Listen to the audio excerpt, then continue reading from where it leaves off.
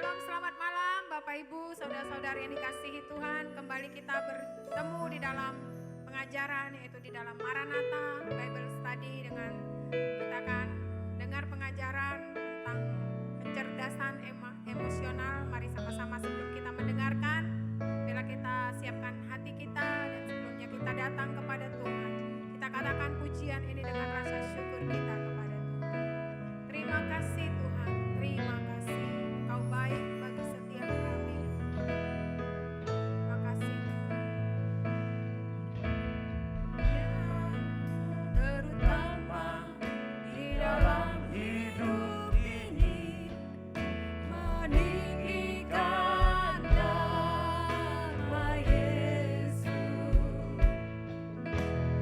Yang terutama di dalam hidup ini, memuliakan namanya. Haleluya, haleluya, saya mencintai Yesus. Haleluya, haleluya, saya mencintai Yesus. Katakan kepada Tuhan Yesus. Yang terutama di dalam hidup ini, meninggikan nama Yesus. Yang terutama di dalam hidup ini, memuliakan namanya. Haleluya, haleluya,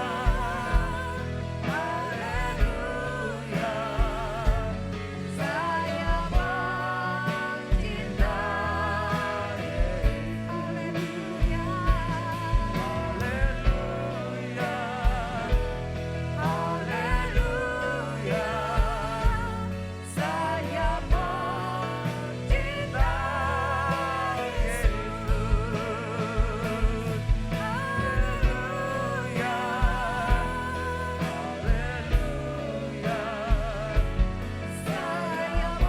Haleluya,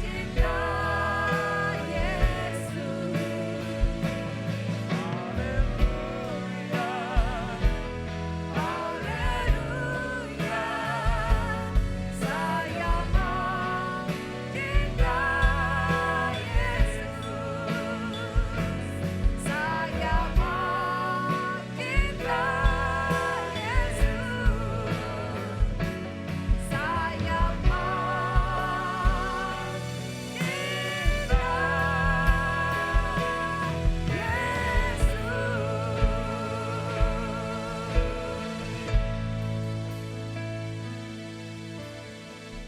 Shalom saudara sekalian, kita jumpa lagi dalam pelajaran yang sangat memberkati saudara, karena kita masuk kepada dengan judul Jam Hari Kiamat.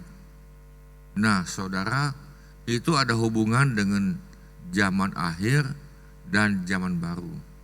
Dan seperti minggu lalu, di dalam Alkitab kita tidak ada kata-kata hari kiamat, tidak ada. Nah lalu kenapa itu ada?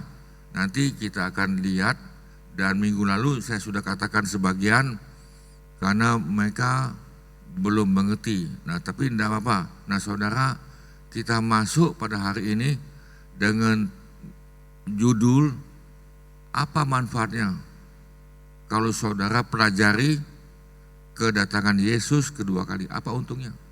Ini, ya kan, apa untungnya tadi kan? Nah saudara, kita doa lebih dahulu. Tuhan, kami mau belajar supaya kami umat-Mu Tuhan tidak binasa. Kami umat Tuhan tidak binasa. Biar kami mempunyai pengetahuan dan kami merendahkan diri kami Tuhan.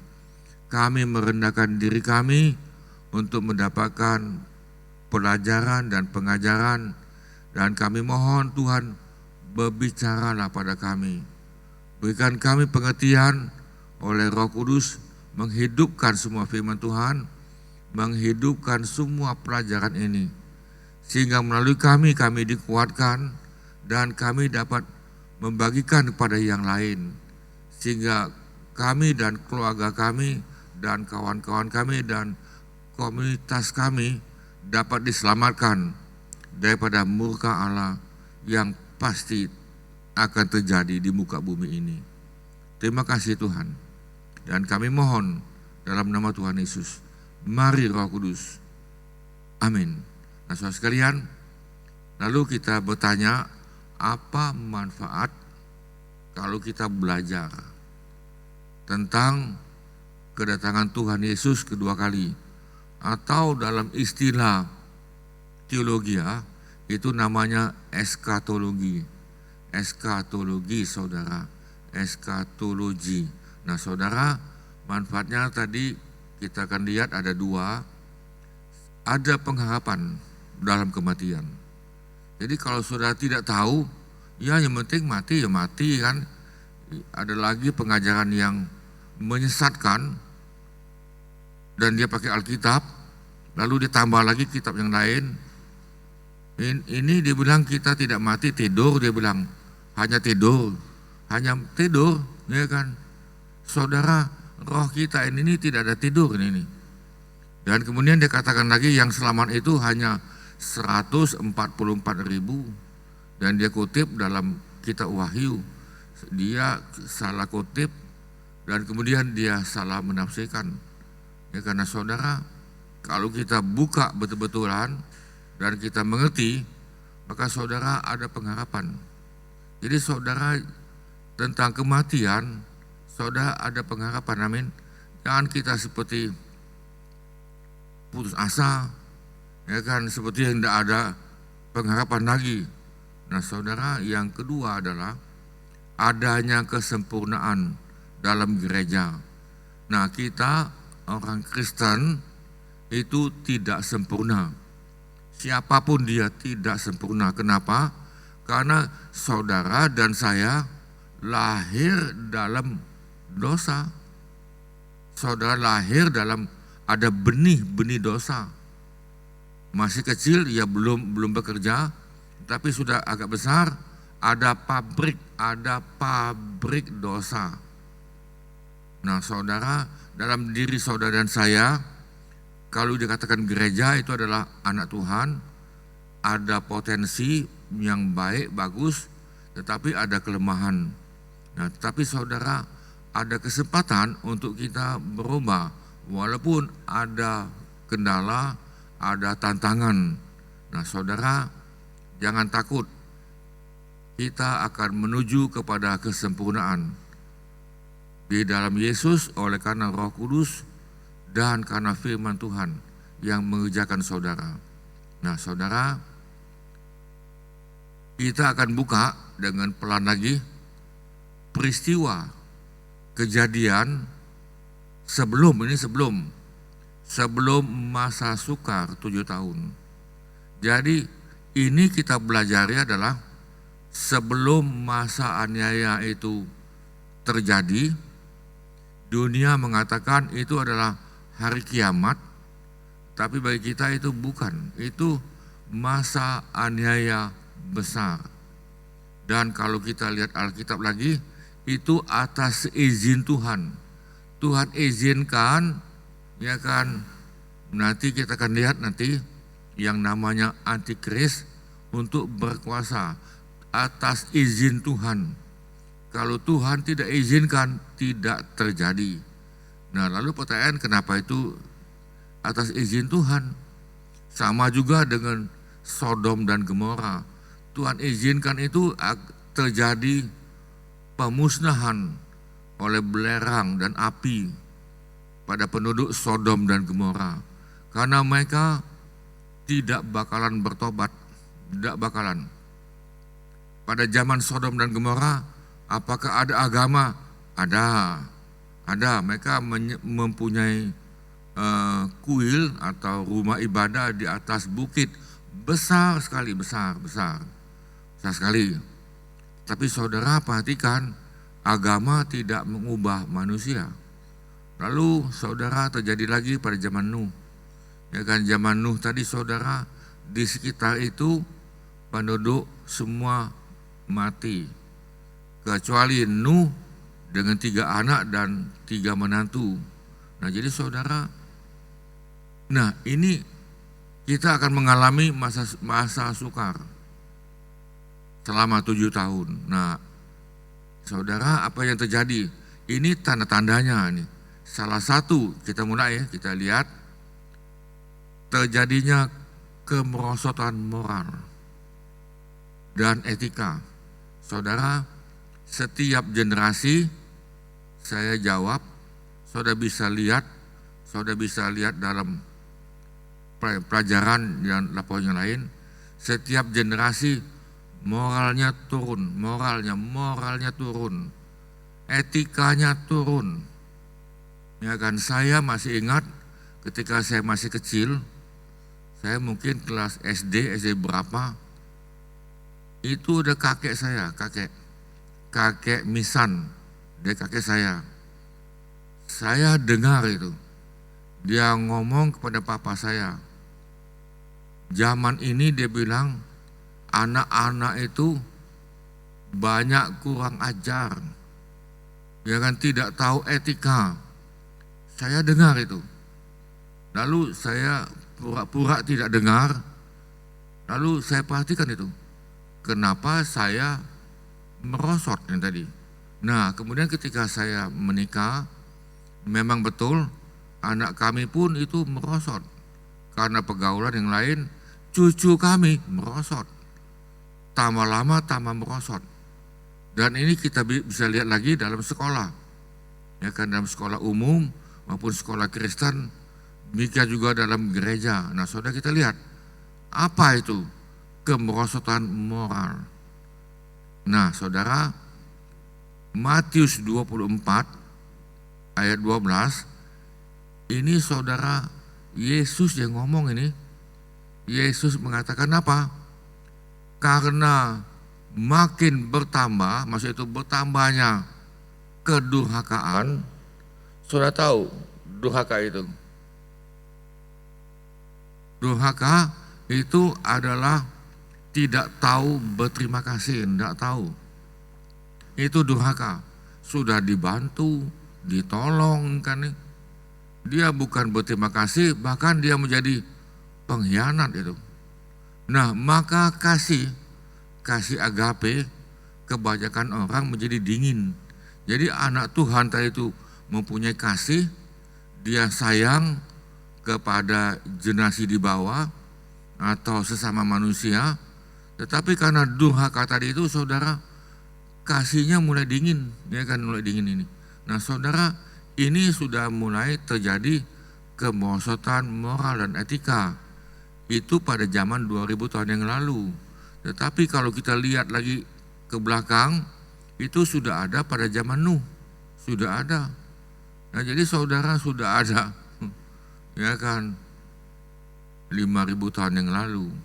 Nah kita masuk di sini, saudara, apa itu tadi itu? Jadi katakan kemerosotan moral, dikuasai hawa nafsu, atau dalam bahasa Inggris lust, L-U-S-T, dikuasai oleh hawa nafsu. Kita lihat apa yang dikatakan oleh 2 Petrus 2 ayat 2. Banyak, nah di sini, banyak orang akan mengikuti cara hidup mereka yang apa? Dikuasai. Saudara, dikuasai hawa nafsu, emosinya menguasai dia. Emosi, hawa nafsu. Kita sudah belajar dalam EQ, ya kan, ada 7 emosi, 7 kelompok itu. Nah saudara, kita jangan dikendalikan, jangan dikuasai oleh emosi. Nah, tetapi saudara di sini dikatakan dikuasai, saudara tahu dikuasai itu. Artinya dikendalikan bos dia hawa nafsu. Apa yang hawa nafsu katakan dia ikut, ya kan? Saya ambil contoh ini. Itu saya sudah ketemu beberapa orang Kristen, termasuk pemimpin-pemimpin ini. Ketika dia mau nafsu hubungan badan, walaupun dalam gereja itu lagi ibadah, dia panggil istrinya itu keluar dulu. Nah saudara, saya katakan pada mereka itu, saya ketemu dengan mereka kan, saya bilang, kamu bisa enggak jangan model itu, ya kan? Nah karena mereka itu siapa itu? Orang Kristen, pemimpin, ya kan? Nah, saudara, mungkin juga pendeta, mungkin juga tamatan sekolah Alkitab, mungkin juga pekerja gereja atau karyawan gereja. Karena mereka jalan Tuhan, Yesus akan dihujat. Tuh gereja, kan? Nah, tuh gereja apa itu? Ya saudara, saya baca lagi, banyak. Ini Petrus katakan 2000 tahun yang lalu. Banyak orang akan mengikuti cara hidup mereka yang dikuasai hawa nafsu. Dan karena mereka orang Kristen, pemimpin, ya kan, menjadi guru, menjadi pengerja, menjadi apapun ini, jalan kebenaran, firman Tuhan atau Kristen secara keseluruhan akan dihujat. Tuh gereja apa itu? Ya kan, kok ribut melulu, bertengkar melulu. Nah mereka tahunya itu akan dihujat. Nah saudara, di samping itu manusia dikuasai oleh mamon. Mamon itu adalah penyembahan berhala. Mamon penyembahan berhala. Saudara, pada zaman akhir di mana sulit mencari uang, saudara, ini yang terjadi. 1 Timotius 6 ayat 10. Karena akar, saudara perhatikan sini, akar itu akan menghasilkan pohon, ya kan, lalu menghasilkan cabang, menghasilkan buah. Nah ini tadi. Jadi saudara, akar di bawah, karena akar segala kejahatan, segala kejahatan ini, entah itu keributan, entah itu perzinahan, entah itu adu domba, gosip, sebetulnya akarnya adalah cinta uang. Nah, yang benar adalah cinta Tuhan, bukan cinta uang. Nah, saudara perhatikan, oleh sebab memburu uang, dia kejar uang tadi itu, beberapa orang telah menyimpang dari iman. Dia menyimpang dari imannya kepada Tuhan Yesus, lalu terjadilah yang lain-lain, dan saudara ini yang tidak enak, menyiksa dirinya dengan berbagai-bagai duka. Nah dia sebetulnya itu duka itu, ya kan, tersendiri, tidak ada kawan mungkin, ya kan, yang lain. Nah, tapi dia tetap senyumnya itu senyum sandiwara. Nah karena akar segala kejahatan ialah cinta uang. Nah ini mamon zaman ini, zaman akhir ini. Nah saudara, lalu masih mendingan itu berebut tahta, berebut kedudukan. Nah ini berebut, saudara lihat itu kursi kan, berebut ini nih, ya kan, di dalam perusahaan berebut, di dalam rumah tangga, dia ada suami direbut oleh cewek lain, dia mempunyai istri, istrinya direbut oleh suami lain atau cowok lain, dia berebut. Ya kan, di samping gereja itu dia berebut kedudukan. Jadi siapapun itu dia berebut itu. Nah, ini moralnya rendah. Nah, saudara, kenapa? Karena dia cinta uang ini. Nah, saudara perhatikan di sini. 1 Timotius 3:13 BMIK, orang yang membantu dengan baik. Nah, kalau kita memang bagian bawah, bantulah dengan baik dalam jemaat, bantulah. Nah, ketika kita tunduk dan kita membantu atasan, saudara tidak usah gembor-gembor, tidak usah promosi apapun. Saudara akan dihormati oleh jemaat dan menjadi semakin berani berbicara mengenai kepercayaan mereka kepada Kristus. Jadi saudara berani, saudara beritakan Injil ini. Tapi kalau dalam gereja berebut ini, berebut kedudukan, berebut ini, saling sikut yang lain, menjelekkan yang lain, saudara, ini sebetulnya moralnya merosot. Ya kan, moralnya merosot. Dan tadi saya katakan tadi itu, jangan-jangan dia cinta uang. Nah, saudara, dalam 2 Timotius 3 ayat 2 dan 5 ini yang seram. Ini yang menyeramkan ini nih. Ini kalau sudah lihat di atas itu ada judul manusia pada akhir zaman.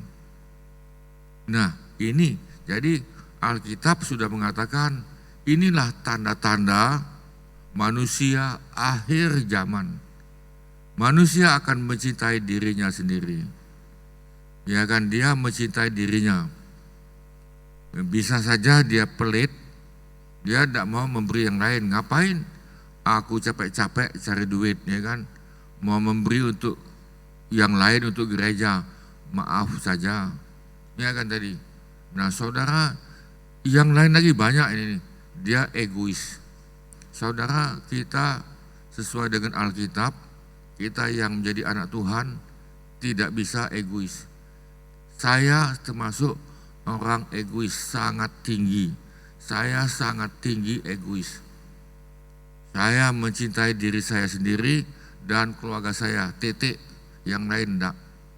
Nah, saudara sekalian, setelah saya dibaptis bahasa lidah, setelah saya dilahirkan kembali, lalu dengan bahasa lidah lagi, saudara, firman Tuhan itu hidup dan saya mulai berubah. Pelan-pelan kita berubah pelan-pelan. Nah, saudara, nah ini lagi menjadi hamba uang.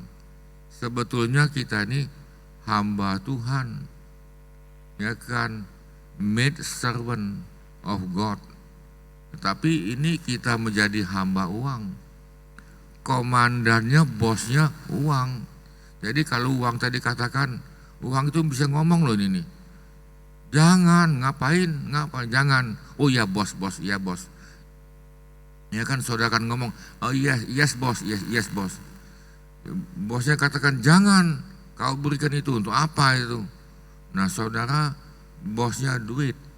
Saudara, kalau bosmu duit,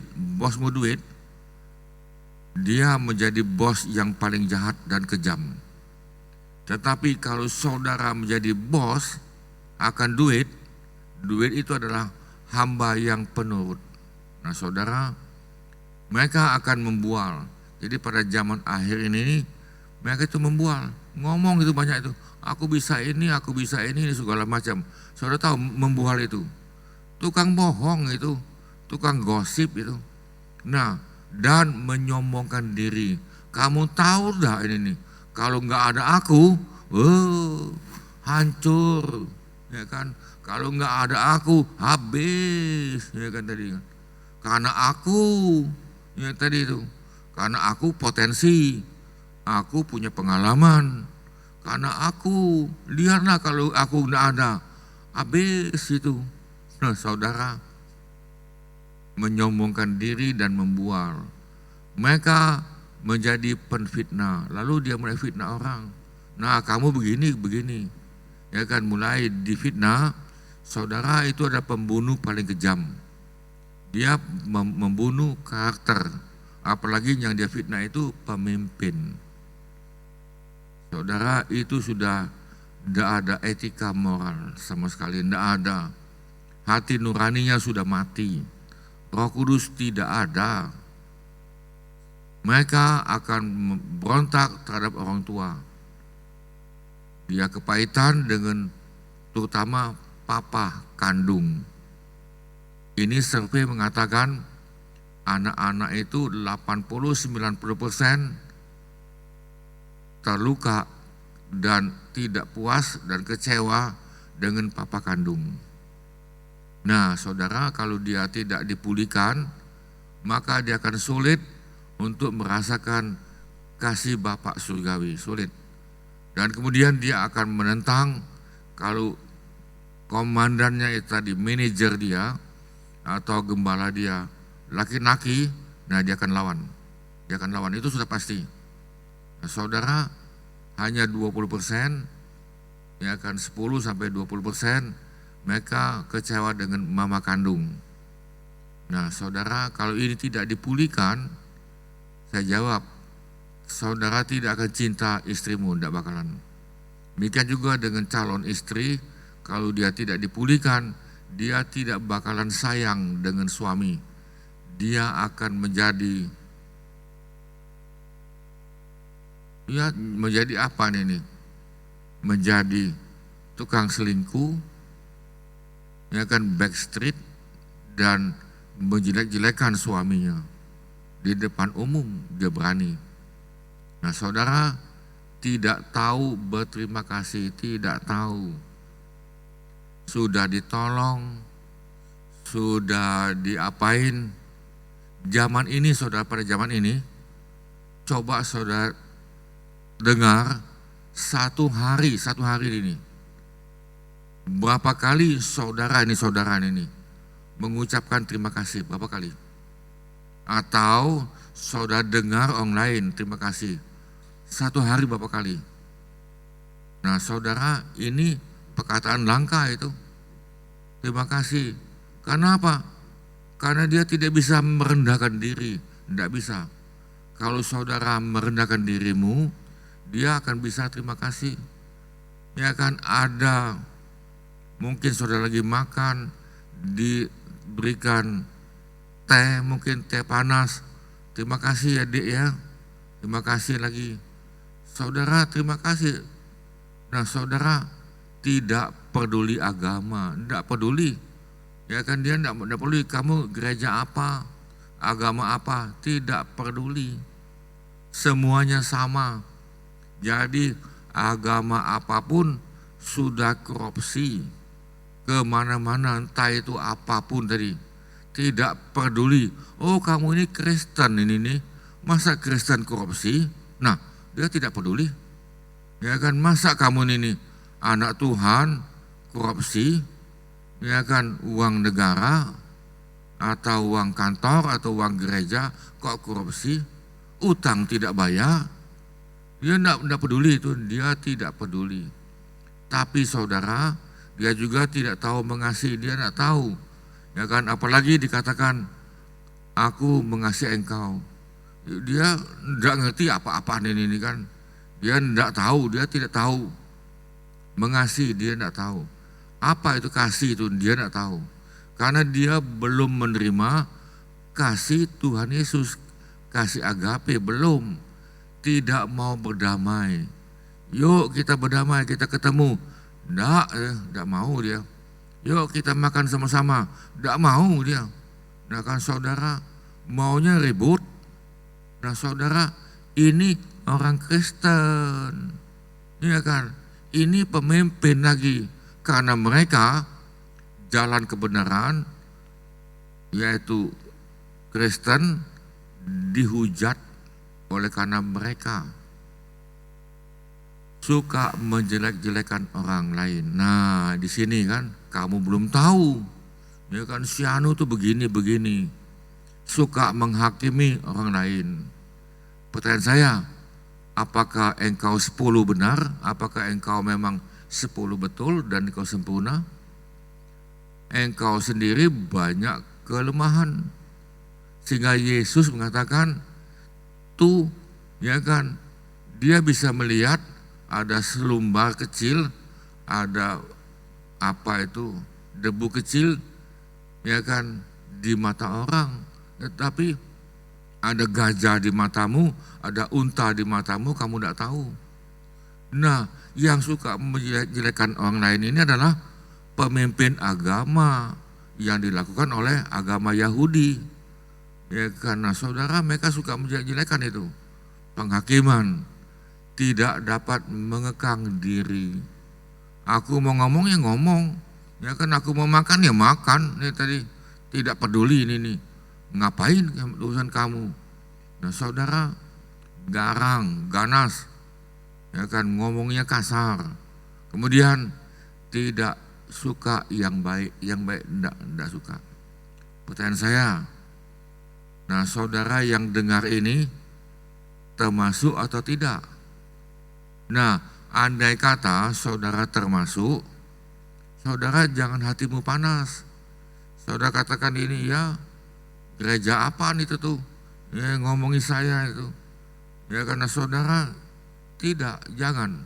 Ya kan saudara jangan, ya kan ini. Nah saudara, semua yang jelek tadi itu akan ketahuan kalau saudara berikan dia jabatan, berikan dia sebuah posisi dalam pelayanan. Coba kita berikan.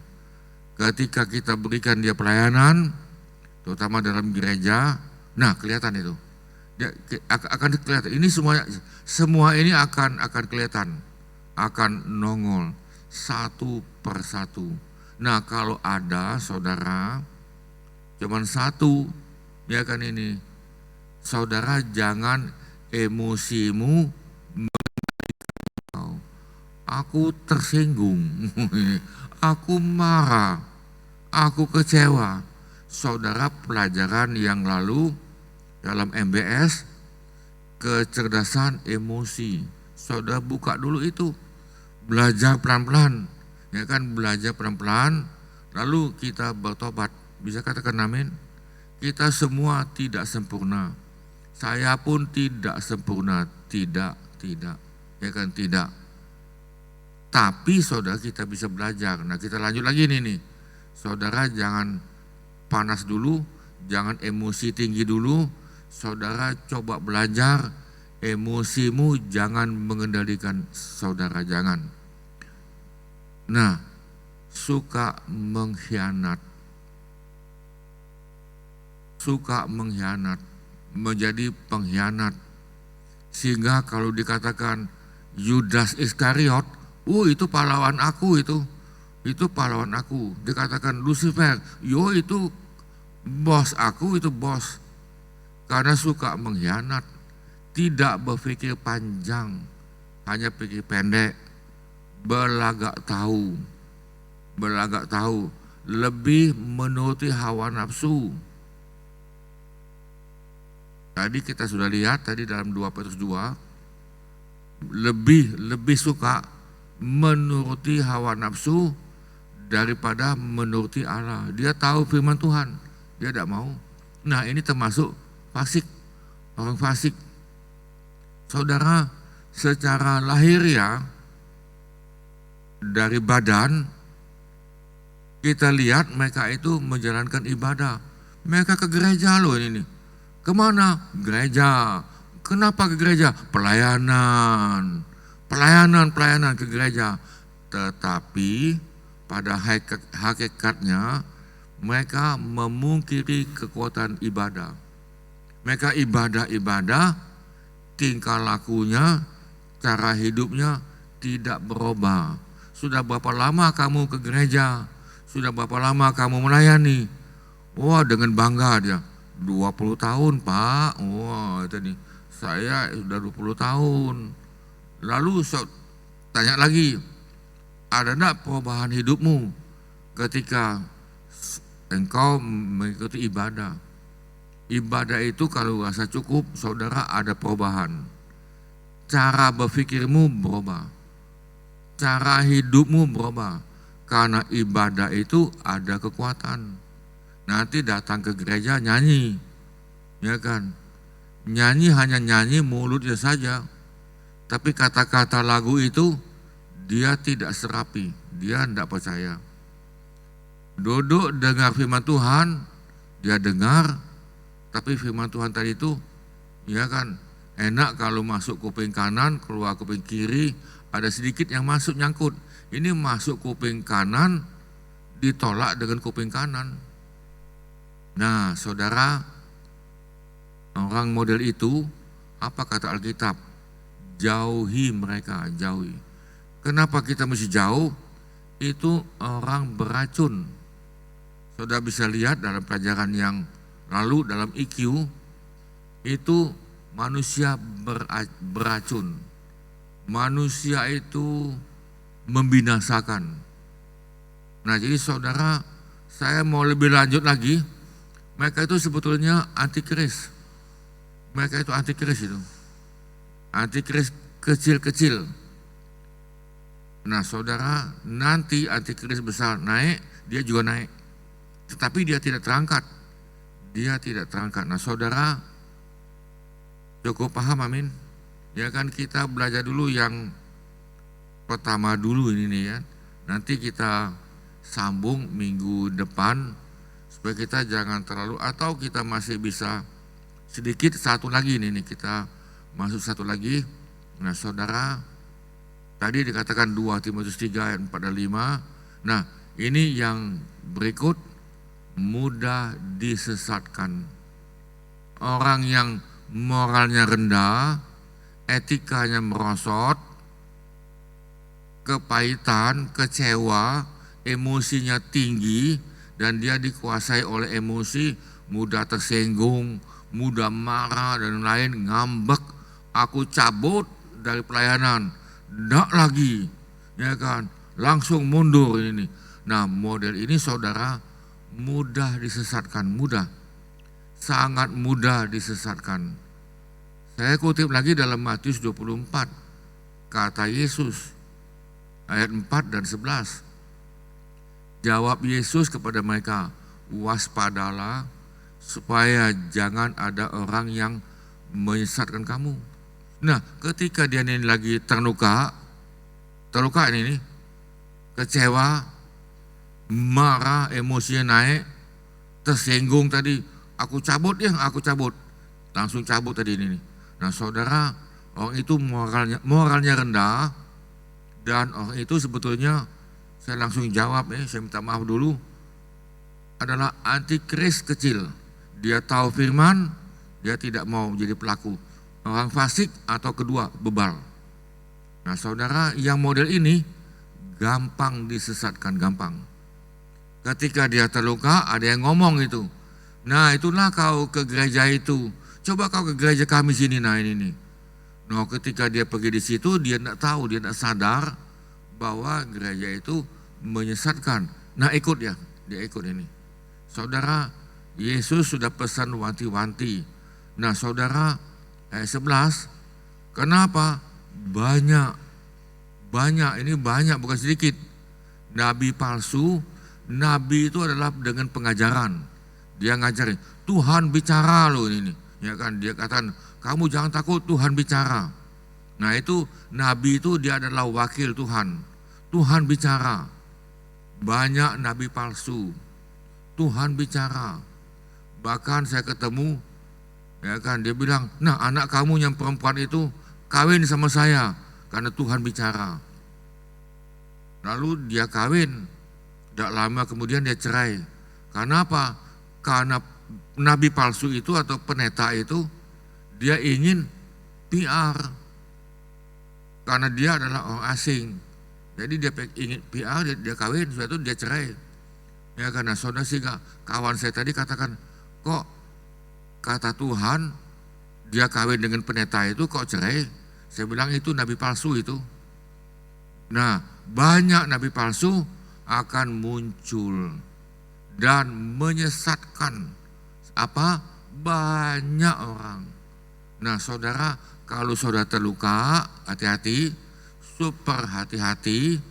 Ya kan, saudara sudah tersinggung, sudah kecewa, emosimu tinggi, di bawah sadar otakmu itu masuk ajaran sesat. Ada kawanmu tadi, Oh dia ngajak gini, oh ini bagus, enggak apa-apa nih saudara. Nah ini tadi. Jadi saudara itulah sebabnya kita perlu belajar, amin. Kita perlu belajar dan dalam pelajaran ini saudara ada yang enak, ada yang tidak enak. Namanya obat itu biasanya pahit lalu dibungkus dengan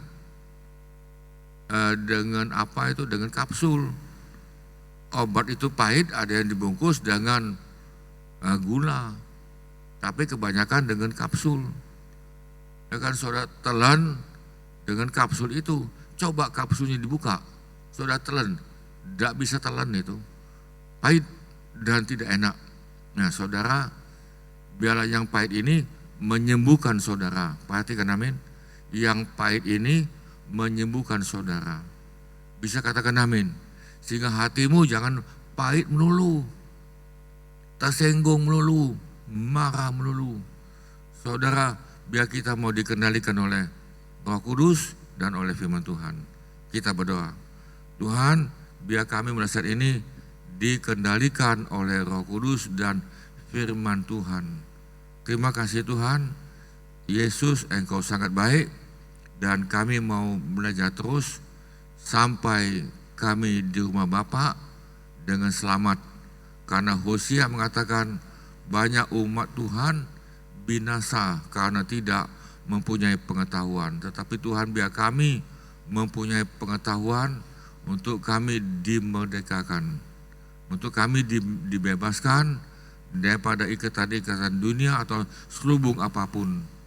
Terima kasih Tuhan, dan kami minta dalam nama Tuhan Yesus, dan kami memberkati kami yang ikut ini sukacita, damai sejahtera daripada Bapa, kasih karunia demi kasih karunia daripada Tuhan Yesus, dan dengan persetujuan Roh Kudus, sehingga kami menjadi bagian kami untuk kami semakin serupa dengan Kristus di bumi. Di dalam nama Tuhan Yesus kami lepaskan. Saudara yang percaya katakan amin. Amin saudara sekalian. Nah saudara, saya mau berdoa bagi saudara yang mau terima Tuhan Yesus. Saya mau berdoa bagi saudara yang mau terima Tuhan Yesus. Mungkin selama ini sudah terima, tapi masih ada sesuatu, kita biar ini di-reconfirm lagi untuk penerimaan ini. Tuhan, kami yang buka hati, biar kami dapat menerima Yesus sebagai Tuhan dan Juru Selamat kami. Bertahtalah dalam hati kami saat ini sampai selama-lamanya. Di dalam nama Tuhan Yesus kami mohonkan. Amin. Amin saudara sekalian. Tuhan memberkati. Sampai jumpa minggu depan. Amin. Puji Tuhan Bapak Ibu, saudara-saudari yang sudah mengikuti pengajaran yang luar biasa pada malam hari ini. Biarlah kita boleh terapkan dalam kehidupan kita sehari-hari. Dan mari kita mau katakan pujian.